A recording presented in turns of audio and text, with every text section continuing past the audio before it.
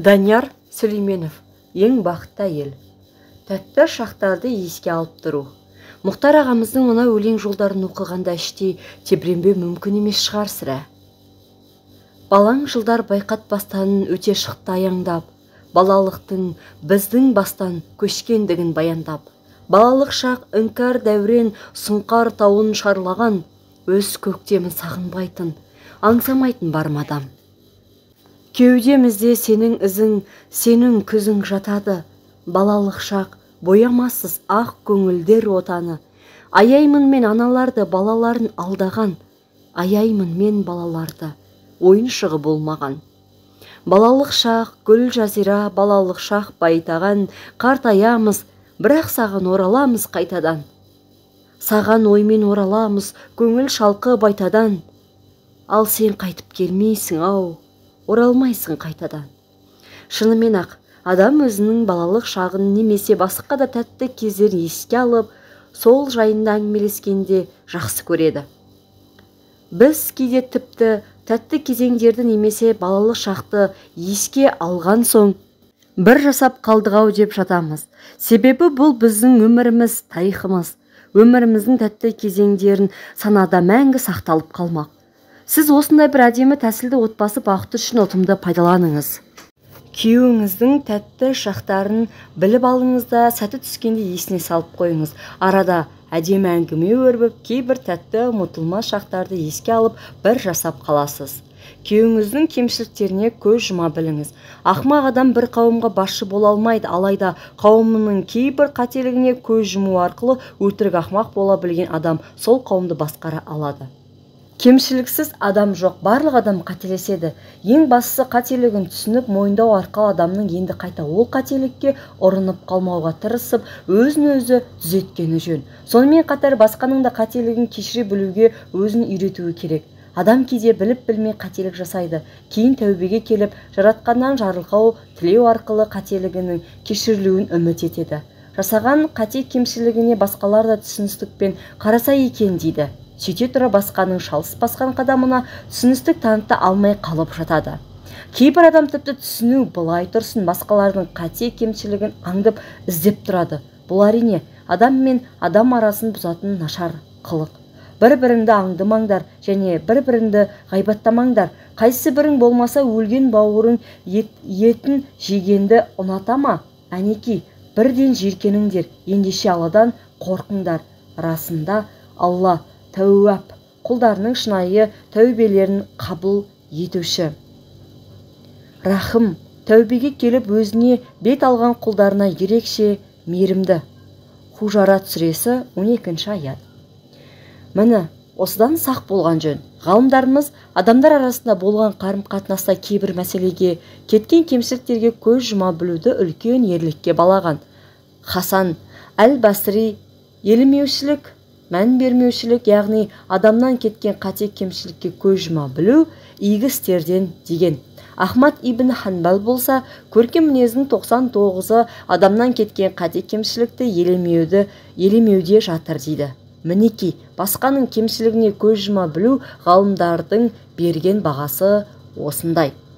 Бұдан мынадай қағида туындайды. Адам басқаның кемшілігіне көз жұмғанымен оның жақсы қасиеттерін және өзінің кемшілігін назардан тыс қалдырмауы керек.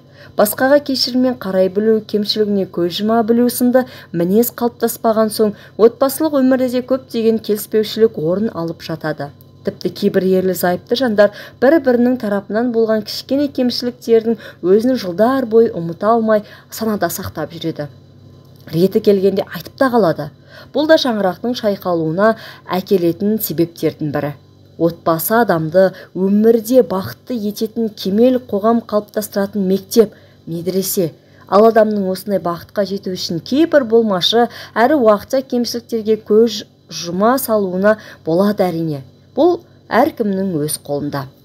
Сіз де, құрметті азаматша, тұрмысқа шығу ниетінде немесе тұрмыстағы адам болсаңыз, күйеуіңіздің кейбір қате кемшілігіне кешіріммен қарап көз жұма біліңіз. Сонда сіздің отбасыңызда береке бірлік, ынтымақ пен тыныштық орнайды. Алайда өз кемшіліктеріңізді еш уақытта назардан тыс қалдырмаңыз. Үнемі нәпсімен күресу арқылы надандықтан құтылып, адамдықтың биік шыңына қарай самғай беріңіз. Мына бір ғибратты оқиғаны назарыңызға ұсынамын. Жиналыстан шығып, жол жиегінде күйеуімді күтіп тұрмын. Кешігіп жатыр. 10 минут бұрын келуі керек еді, әлі жоқ. Мінеке жарты сағат өтті. Осы бір қылығын қашан қояр екен? Үнемі кешігетте жүреді. Өткенде анау пойыздан қарсы алуға 15 минут кешік келді. Айтсаң, тағы ренжиді. Әне, өзімен бірге шыққан құрбыларым қол бұлғап кетіп барады. Осындайда жылағым келіп кетеді. Мені жақсы көрмейтін шығар деген жаман ойлар да санамды бір шарпып өтпей қоймайды. Қайта жүр.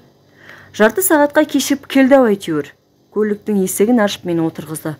Онысына да шүкір. Екі езуі екі құлағында менен хал жағдайымды, жиналыстың қалай өткен тағы бірдеңелерді сұрап жатыр. Ызадан ба құлағым тарс бекітіліп қалыпты. Сөзінің бірін естісем, бірін естімеймін. Іштегі бар ренішімді сыртқа ақтарғым келіп барады. Енді оқтала беріп едім, күйеуім маған қарап: "Жарыққаным, жаным, кешіккенім үшін айып етпеші. Бүгін мұғалімдер күні ғой, өзіңе бір сыйлық ала қояйын деп едім. Жақын жердегі дүкендерден жақсысын таппаған соң, қаланың ана шетіндегі дүкенге баруыма тура келді. Сыйлығыңды әдемілеп оратып, көліктің артқы жақ орындығына қойып қойдым. Едәуір үлкен болған соң көліктің шығарғаным жоқ. Қаласаң қазір, қаласаң үйде көрерсің", деді. Үстімнен біреу мұздай су құйып жібергендей болды. Көмейіме өксік тығылып, ұяттан жерге кіріп кете жаздадым. Күйеуім болса мәз, әлі сөйлеп келеді. Күйеуіме қарасам, сол баяғы күйеуім, бірақ мүлде басқа адам. Жаңа ғана мені жақсы көрмейтіндей болып көрінген күйеуім көз алдымда сондай мейірімді, бала сияқты аңғал болып көрініп отыр. Ішімнен: "Жаным-ау, сенің маған деген адал ниетіңді осы уақытқа дейін әлі ұғына алмай келе жатқан менде де еш жоқ екен ғой". Иығына басымды қойып, ақырын ғана "Алла разы болсын" деп дұға тіледім. Ұяттан екі бетім дуылдап, құлағыма дейін қызарып бара жатқан сезіп тұрмын. Өзімнің қандай қателікке ұрына жаздағанымды ұғындым. Сонда деймін-ау, маған сыйлық алам деп зыр жүгірген күйеуімнің жарты сағатқа кешіккенін көтере алмағаным ба? Мейлі, сыйлық алмай-ақ қойсын, жарты сағатқа кешіккене тұрған не бар екен? Жарты сағатқа кешігеді екенсің, міне саған деп долылыққа салынсам, жағдай қалай болар еді? Ол да бұлқан талқан, мен де бұлқан талқан. Сол маған керек пе? Елемей-ақ өткізе салатын мәселе ғой осы. Соған бала түрлі жаман ойға беріліп, неге біз осы жақсылық ойлауға сараңбыз? Әншейінде түйеңде көрмейтін біз басқаның кемшілігін байқауға мүлк кетпейміз осы. Қасымыздағы асыл азаматымыздың да қадірін осылай түсіріп алып жатырмыз емес пе? Таудай боп көрініп тұрған жақсы қасиеттерін байқамай, тарыдай ғана кемшілігін көріп қоямыз. Сөйтеміз де айналаның бәрін шулатамыз. Отбасымның бақытты болғанын қалаймын. Бұдан былай бойымдағы осындай кемшіліктермен жұмыс жасап, мұндай қателікті қайталамауға тырысамын. Құдайым-ау, жарты сағат кешіккеніне ренжимін деп, жарты ғұмырлық бақытыма балта шаба жаздаппын-ау. Есте сақтаңыз. Қарым-қатынас кезінде басқаның кейбір кемшілігін байқамаған сыңай таныту өте тиімді тәсіл. Десек те шариғат тыйым салған істерде жақыныңыз тарапынан ағаттық кетіп жатса, байқамай өтіп кете алмаймыз.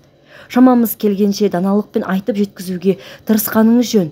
Айтқанда да көпшіліктің көзінше емес, жанашырлық таныта отырып, жеке өзіне айтып ескертесіз. Алла елшісінің араларының әлде кім қандай да бір жаман қылық көрсе, оны қолымен түзетсін. Егер оған шамасы келмесе, тілімен түзетсін. Тілімен де дұрыстай алмаса, жүрегімен түзетуге тырыссын, яғни іштей айыптасын. Бұл иманның ең әлсізі деп айтқан. Ассалаумағалейкум ва рахматуллахи ва баракатух. Қалдарыңыз қалай? Қадірлі ізгі оқырман, сіздің де бойыңыздан осындай кемшілік болса, тездетіп арылуға тырысыңыз. Міндетті түрде күйеуіміздің үнемі жақсы жағын бағалап, оны есімізде сақтауға ұмытпағанымыз дұрыс. Ал бізде келесі бөлімде адамды түсіну һәм түсінуге тырысу, өзіңді басқаның орнына қоя білу.